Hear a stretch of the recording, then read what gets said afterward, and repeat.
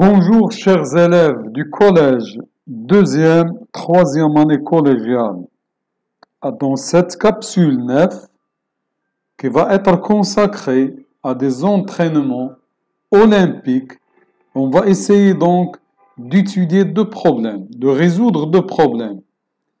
Un problème de calcul algébrique et un problème d'idée à la géométrie.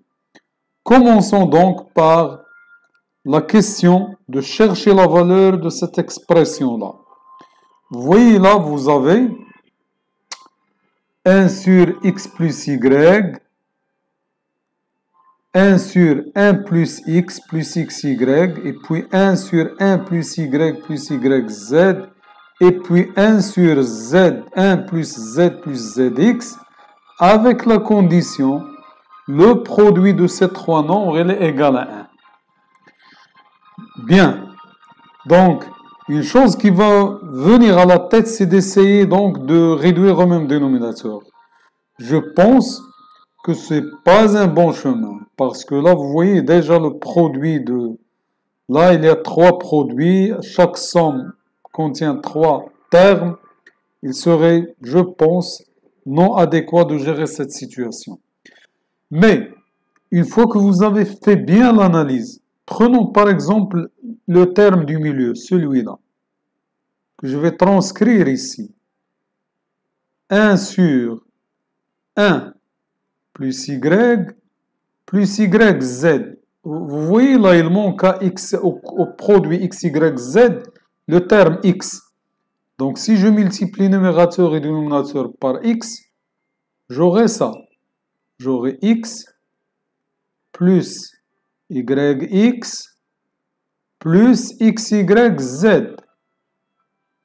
Vu que la condition x, y, z égale à 1, donc ça, ce n'est autre chose que x sur, donc x plus yx plus 1. Voilà. Donc là, vous voyez que en quelque sorte, là, je retrouve le dénominateur du premier terme. Regardez, ils ont le même dénominateur. D'où l'idée.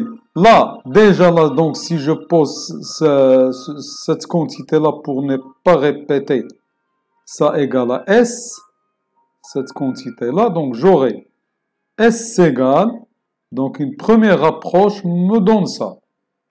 1 plus x xy plus x plus x plus xy plus 1. Il me reste donc le troisième terme à aménager. Donc le troisième terme, on pourrait bien entendu multiplier par y,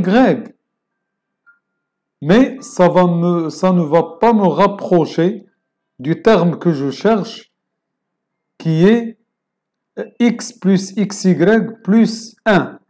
Donc, je vais multiplier ce rapport-là, ce troisième rapport qui est là. Je vais multiplier numérateur et dénominateur par le terme xy. Donc, j'aurai xy sur, là, ça devient xy, et là, xyz plus, là, ça va me faire xy fois zx. Et procédons maintenant une simplification. Ça va me faire donc 1 sur 1 plus x xy plus x sur x plus xy plus 1. J'espère retrouver le même dénominateur. Plus, là ça va me faire xy sur... Regardez là, c'est xy, c'est un bon signe. Et là, c'est 1. Et finalement, là, c'est x. Parce que x, y, z, ça, c'est 1. Donc, vous voyez donc que la chose maintenant devient claire, que cette chose-là, ça va vous donner égal à 1. Bien entendu, parce que là, vous aurez 1 plus x xy sur 1 plus xy. Et voilà donc, c'est fini. Donc, l'objet donc de cet exercice, c'était de vous dire que je peux faire de manière intelligente quelques calculs qui peuvent paraître fastidieux. Passons au problème 2. Maintenant, le problème 2. J'ai un parallélogramme ABCD que vous voyez ici. Les points M et K sont respectivement les milieux. Donc, toujours dans une figure géométrique, j'essaie de ne pas oublier le codage pour ne pas oublier les données. Donc, M, c'est le milieu. Et là, vous avez LM et BC qui sont parallèles. Donc là, je peux dire que KCDA est un trapèze. Parce qu'il a deux côtés qui sont opposés. C'est un quadrilatère qui est trapèze.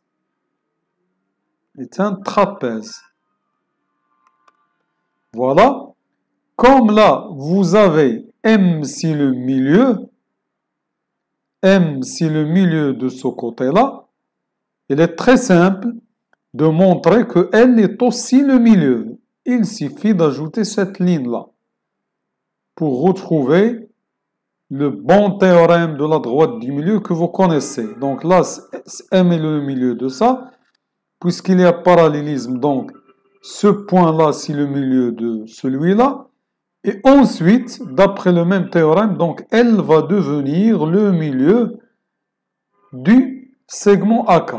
Donc, je vais le dire L milieu, comme conclusion de cette analyse, milieu du segment AK.